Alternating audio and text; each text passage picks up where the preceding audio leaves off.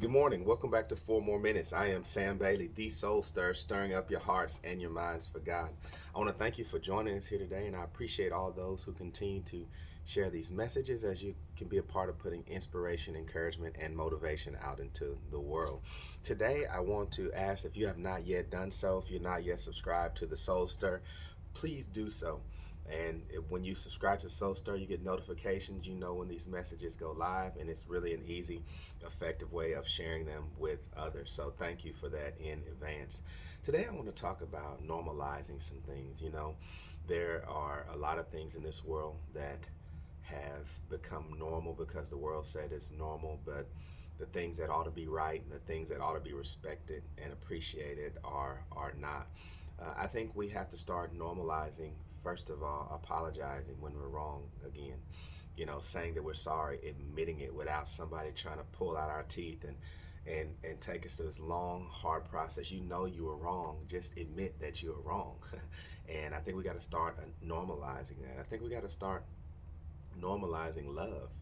That people do know how to show genuine love and sincerity and affection toward one another. We got to start normalizing forgiveness. That those of us who are children of the cross and those of us who are believers know how to forgive, and forgiveness is our default position. Even when people wrong us, we always can be able to forgive. We got to normalize service and selflessness. That we do know how to put others before ourselves, and knowing that God has our back, God will protect us, God will keep us, but we have to be other-centered people. I like the quote by Dr. King: what self-centered people tear down, and self-centered people will tear down anything, other-centered people will build up again and will build up. So thankful in this world for other-centered people. We have to start normalizing that there's so many different things that men do take responsibility for their families. Men do lead their families and then care for their families. Like that's like saying, I heard a woman say, all men are this, all men are not negligent of their families, or like saying all women are this, all African American women are this. We got to stop generalizing people. We've got to stop the racism. We've got to stop the misogyny, the discrimination based upon religion or based upon sex, these different things uh, plague our society. So I encourage us here today to be able to consider these things as we go forward. We got to start normalizing worship.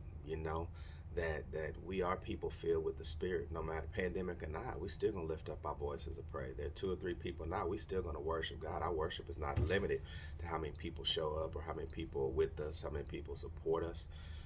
But our worship is by God, and we got to realize that worship is not limited to a building on a day anyway. I don't know where we get that from. We worship God every day of our lives, and we offer a sacrifice of praise. That is the fruit of our lips, and that's a continual thing. That's a day in and day out basis. So we got to normalize these things. I think when we see the traits that we're supposed to have as believers, and they become really where we're surprised to actually see them, where we're surprised to see humility, when we're surprised to see grace, when we're surprised to see temperance, when we're surprised to see a person with joy and peace. Those things shouldn't be a surprise. For those of us who believe in God, they should be normal. That should be what we do. And I pray today that we would consider our own disposition, our own behaviors, our own mindsets as it relates to these things. And then I ask the question, who are you really following? If you're following the world, then you're going to do things like the world. If you're following God, these things may seem abnormal to someone who doesn't believe in God, but we as believers got to start normalizing. We got to start saying this is how Christians are. If the world doesn't see that in us, then they're not going to follow us. And Paul says, you got to follow me as I follow Christ. I'm trying to lead you to something better than myself and greater than myself, more sustainable. So God bless you. Have a wonderful day. Share this message by 45 people. Be blessed. We'll see you right here next time on 4 More Minutes. Thank you.